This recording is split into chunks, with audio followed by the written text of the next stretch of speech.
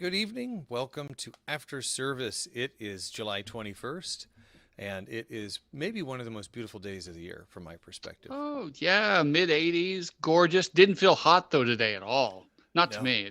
no. It's just, Not after 113. yeah, well, just about anything beats that. I Mhm. talked to my neighbor about it again today, just like it's almost a perfect summer day today, at least from my perspective. And something funny, I think, was funny occurred this week. I have a customer from Pittsburgh, home of your favorite football team. Mhm. Um, and he sent me a note. He was on his back porch after work, and he said, "Why did you send all this haze from Oregon?" And I'm like, "I think that's a lie. I think you saw something on the news, saw that we had some fires, and just are blaming your own hazy weather on that."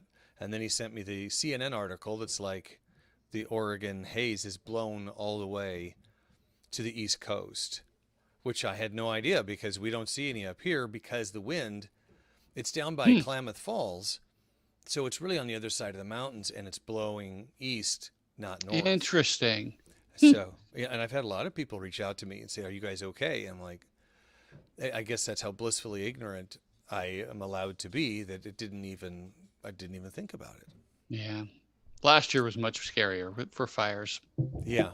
Well, and our mutual friend Sean, Mhm. he is his wife is a in the Air Force and reserves, and she's preparing to get called up for Mhm. firefighting duty, and Tis the season.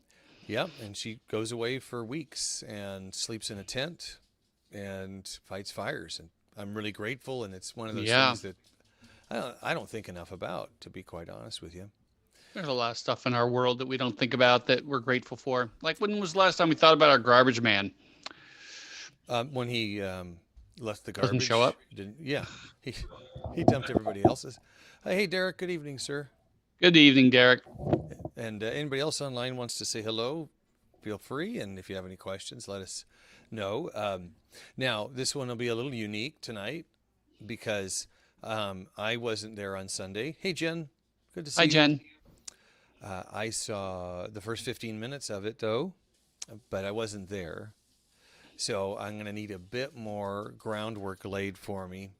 Sure. And just a warning: we're going to hear dogs barking tonight more than usual because we have a new dog, and Murphy's still trying to figure out why he's here. So we'll be dealing with that. So My dogs are fighting over cheese lately. We got these chew toys, sticks, and they're essentially, in fact, I'm pretty sure that's what they are, is cheese rinds from like Parmesan cheese, that super hard cheese rind.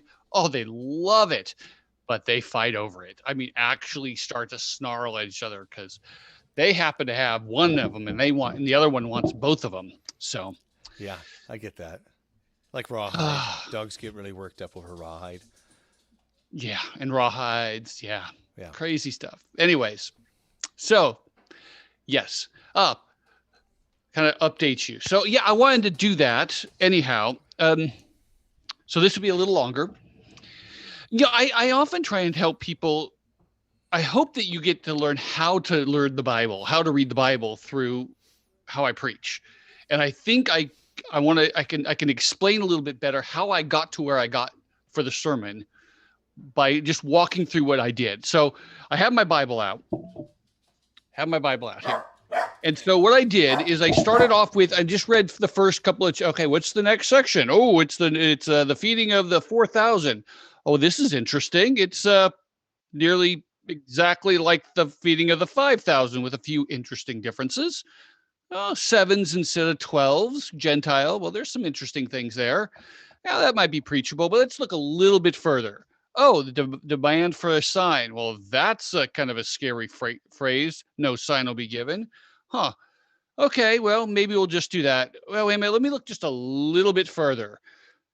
And then I read 14 through the 2021, and I went, oh, because that section, it is clear that everything is tied together because verse 14 and 15 is beware of the leaven of the Pharisees. Well, he just talked about the Pharisees, so that connects it.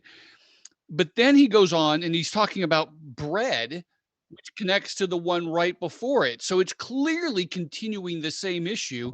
And he goes on and he continues to talk about, this issue of, don't you know how many did you have? 12. How many baskets of broken pieces? 7. Don't you get it? Are you not blind? And wait a minute here. Can't you hear? Whoa. So he just did a story about a deaf man that he healed, and he's about to do a story about a blind man. This whole section is a unit, that it's one single piece. Now, how am I going to preach that? But that's kind of where I went, because he's talking about this central piece of the disciples being unable to hear him, unable to see what's going on. And an extreme example of that is the Pharisees, who have been given all these signs, and they demand more. But he's like, but I've already given them to you. You're not going to hear them. And then the disciples aren't a whole lot better. And so like, oh, and then you tie that with the next section, and really the one that we're going to talk about Sunday, about Peter's amazing confession. And it's all centered around, I realize, this whole section on being able to see and hear rightly.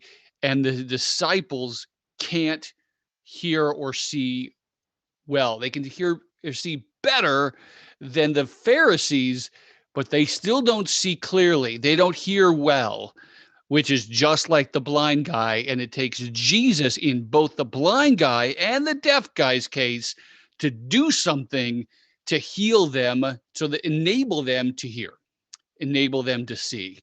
And so thus the question, can you hear? Are we just like them and not being able to hear? And a few things struck me in the 15 minutes that I was able to watch. One was from the Deuteronomy, where we are warned about false prophets, and so it made me think of kind of the hypervigilance of the Pharisees. Like, we need to be aware that somebody is going to, pretend to be God, and we're going to need to kill him. Something to that effect. Something to that effect. Yeah, yes. Forgive my my paraphrase there. But it immediately made me think of how we are trained to be skeptics.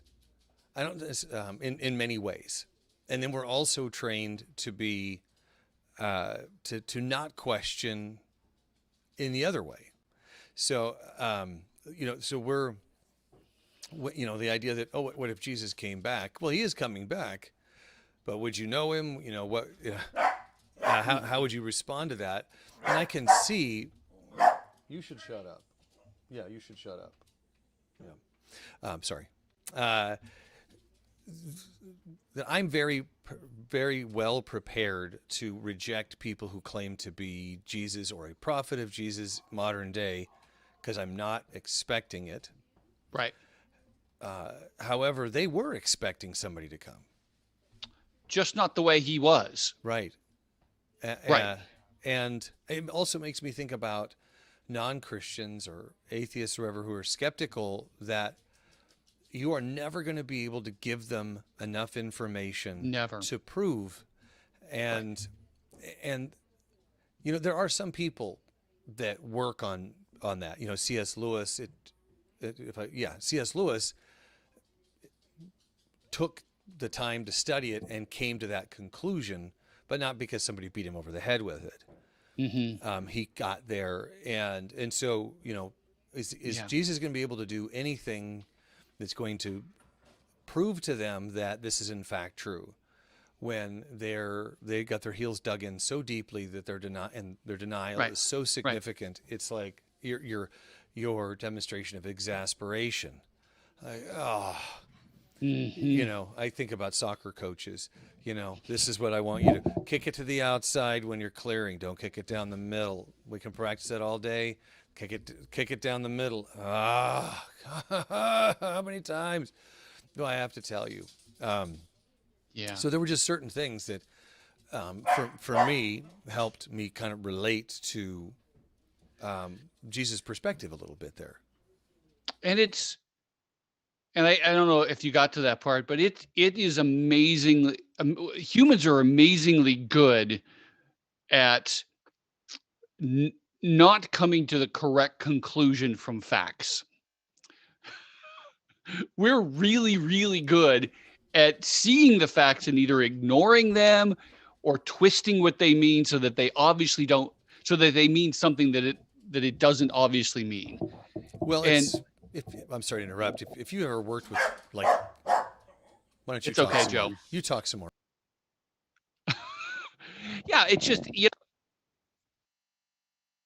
Oh, we lost your mic, Brian. Brian, we lost your mic. There you go. Now it's back. there we go. Yeah, I mean, we see that every day, whether it's in politics or cultural discussions or our own personal relationships, where we get this information and because of our perspective, because of what our assumptions are, we just come to a conclusion. It's like, where did you come to that conclusion? It's not the facts at all, but we think we're right, and that's just crazy how we do this. Well, it's what eisegesis versus exegesis, if I pronounce those right, but You I know did. what they mean. But the idea that there's the conclusion I want to come to, and now I'm going to work backwards to that. And I've worked with data a lot in my day job. Jesse says the dogs barking are making Chewy and Boba bark. That's awesome. But one of the things that I know about data is that you can take something that is objective and present it in a way to direct people into a certain thought process or whatever. And so I think a lot of people definitely have the capability of, I see it all the time in my in-laws' house. We could all be watching the same news, and Vanessa and her dad will come to two distinct conclusions about that. Oh, right. And of course, the hard part is to who's right?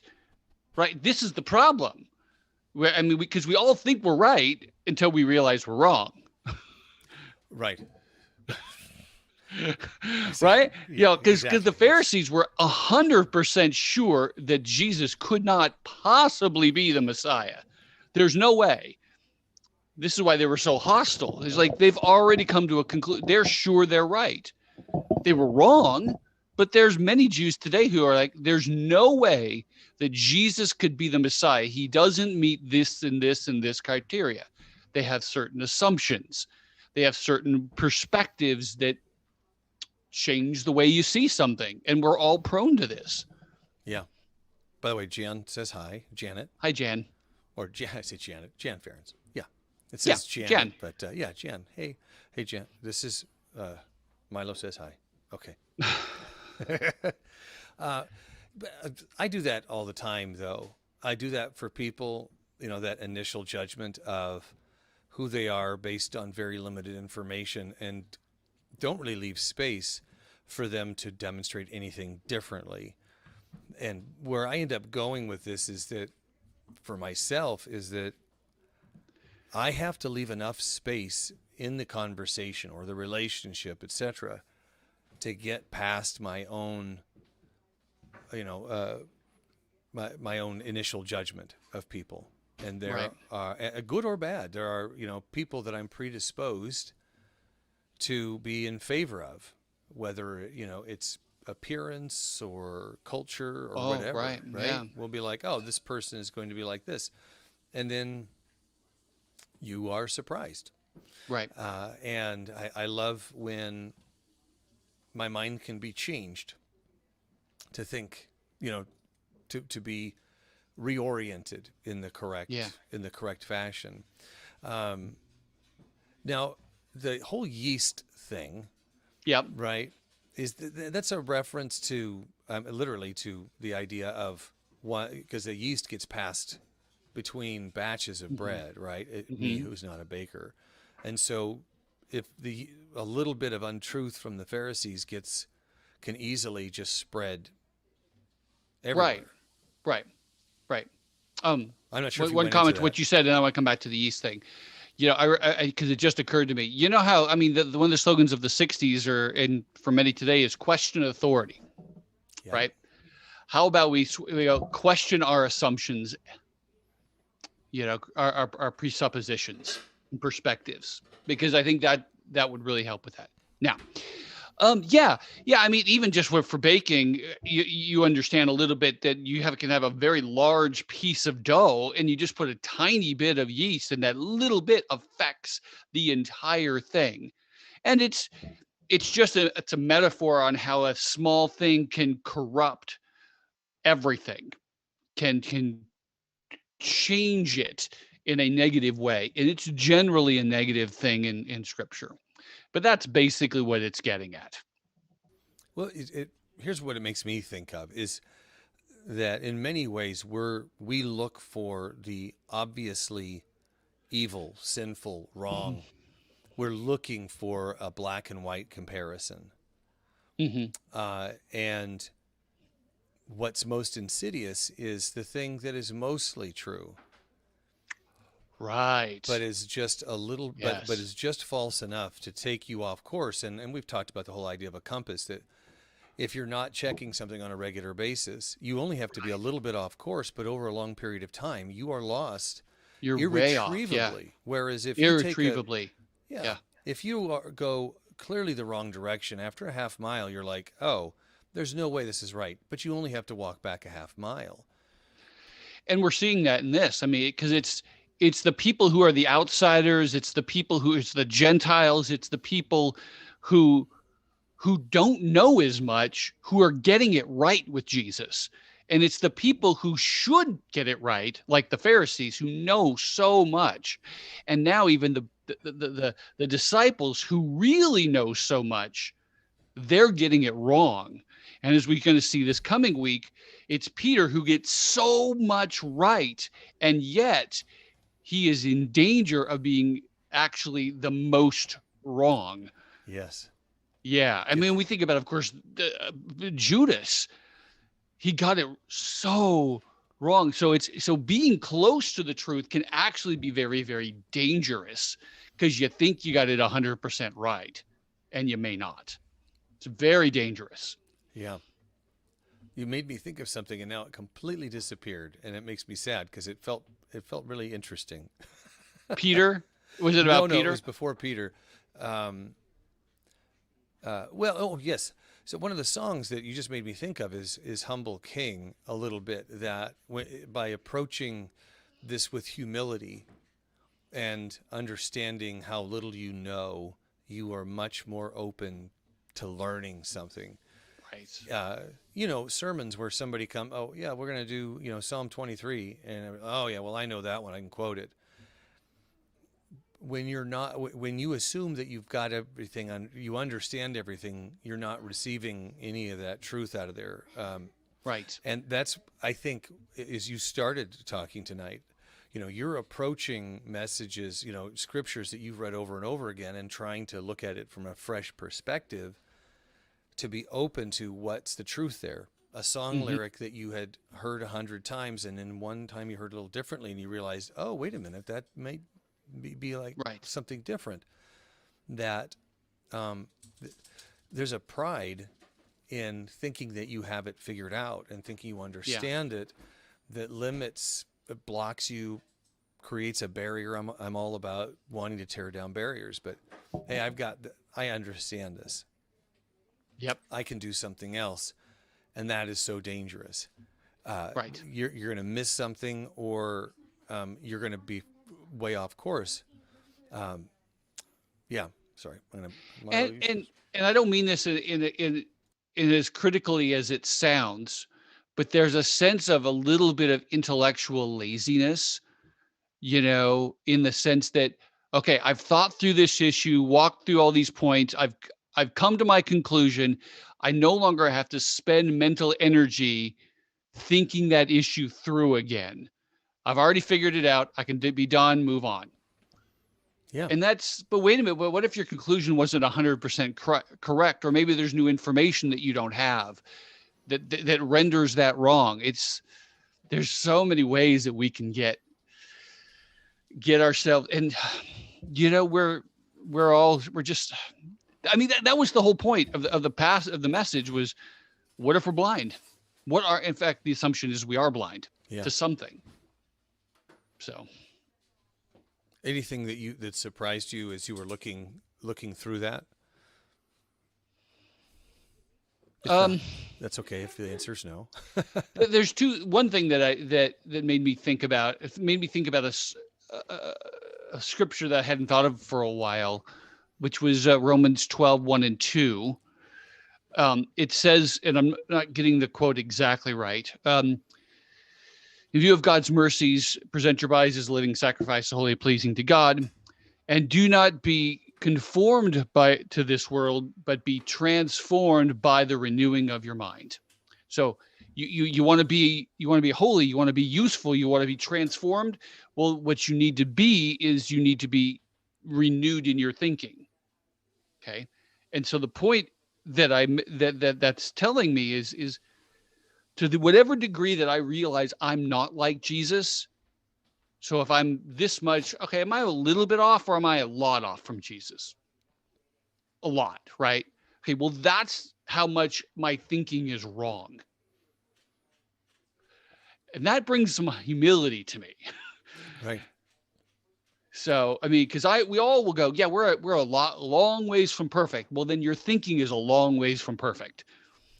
Because yeah, well, it's like people get trapped in the comparison game, where they're like, well, at least I'm better than this person, but and they look at them, they place themselves above, others. Mm-hmm. And then you bring in Jesus and you go, oh, I mean, is there even really a difference between you two when you compare to Christ? No. So don't place yourself at that level, because you're wrong. You're wrong. You're wrong about a lot of stuff. Right. And that becomes really, humbling to me. And I think I love your point of the humility piece, because I think that's, grace to the humble. And you don't get grace if you're not humble, and so it's what am I missing? Because especially someone in my position, I feel like there's a lot of it I've got figured out. Yeah. I have a lot of the answers, but I know how far off I am from Jesus. So what am I blind to?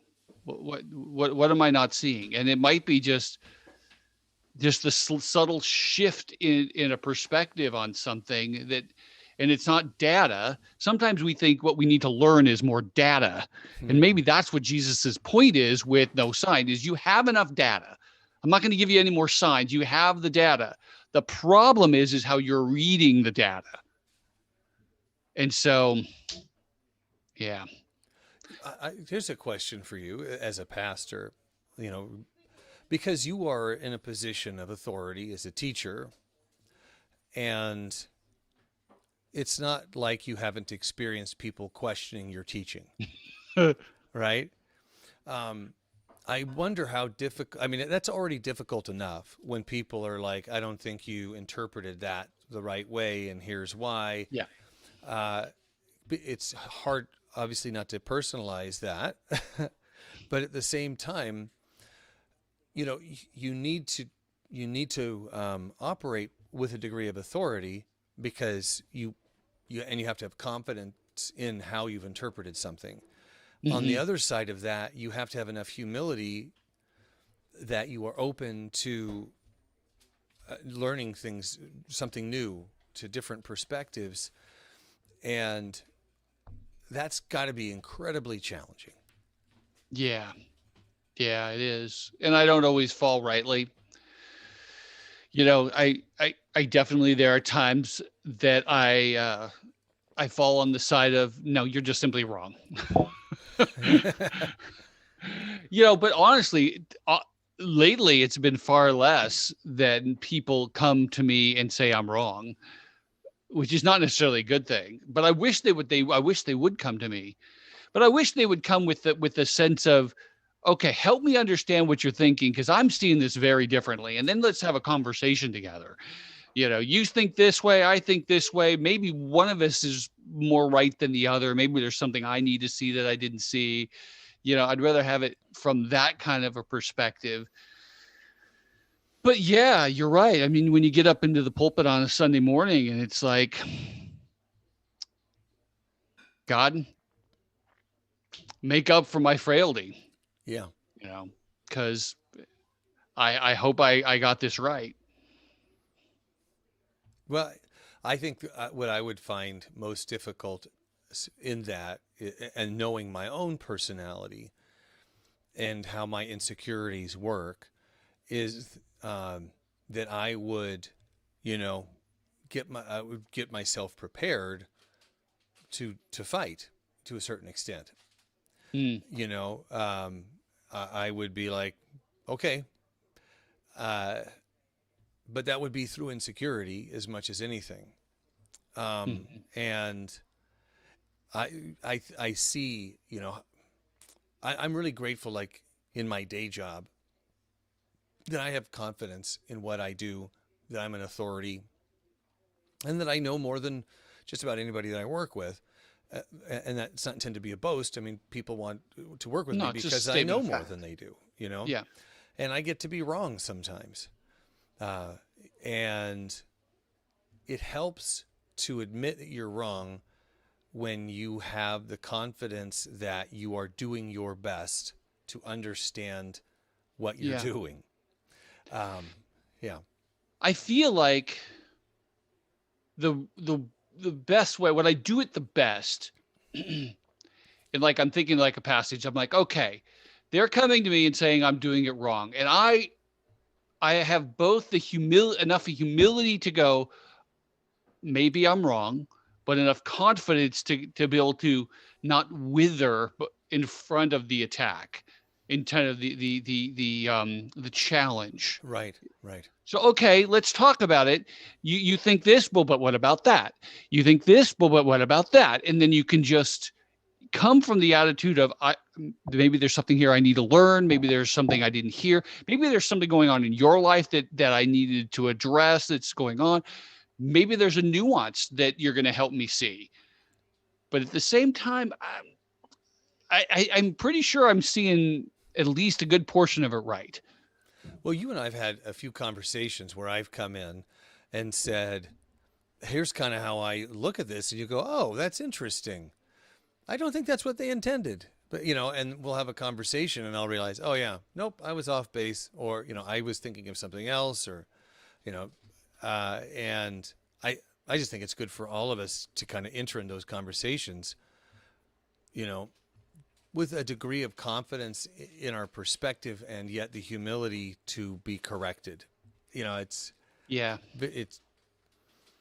not easy. I think, I hope it gets easier for people as they get older, but if nothing else, learn for a nuance that you didn't see before, or maybe a piece of it that's like, oh, okay. Or just understanding where they're coming from, because we all should be interacting with the world about our faith and about other issues. And the last thing we need to do is come across as arrogant, but we do. Yeah. I just want to encourage people to find that balance between the confidence in your faith, which is born out of study and, closeness to the word and prayer. And when you engage with somebody, that you can engage with them with confidence and humility, because that's attractive. Mm-hmm, very. And arrogance is not attractive. No. Even when arrogance is right, I know for my sake, an arrogant person who tries to deliver truth to me, even if I recognize as the truth, I will probably reject them. Yeah, because you can't separate the message from the messenger. That's right. Yeah. But on the other hand, presenting what you believe and what you think about something without any kind of confidence, it's like, why would you want to believe them at all? What'd you think of that show? It was pretty good. You really think so? Well, I don't know. It's all right. You know. Like, well, what is it? Yeah. Yeah. You know, I really like the show. Okay, why? Well, because of this, this, and this, right? And then maybe they can point out, well, but there's this flaw and this flaw, and like, well, it's interesting. Yeah, I didn't see all those flaws, but I still appreciated it for this reason and this reason. Right. Okay, sure. And I guess I know I'm watching our time. The only thing else I'd want to say is we do need, just pray for God to give you that humility. Pray for God to open your eyes, because sometimes it really does take a miracle for someone to get through someone that is hardened in their perspective on something. Yeah. And God needs to just kind of do a little pixie dust over their head, and they go, oh, okay, I guess I see it now. And maybe a little sprinkle of pixie dust over our own heads for the things that we've been blind to, Exactly. and need to see as well. So what's next week? We're gonna talk about we're gonna talk about the healing of the blind man, and creep a little bit further forward and Peter's confession that you are the Messiah. Yeah. We're still kind of working. We're going to be really slowing down for this little section because there's a lot here. So it's going to be interesting. So similar theme for next week. Excellent. All Well, right. I hope everybody who's been on has appreciated what we've discussed, and I'm looking forward to Sunday being back in person.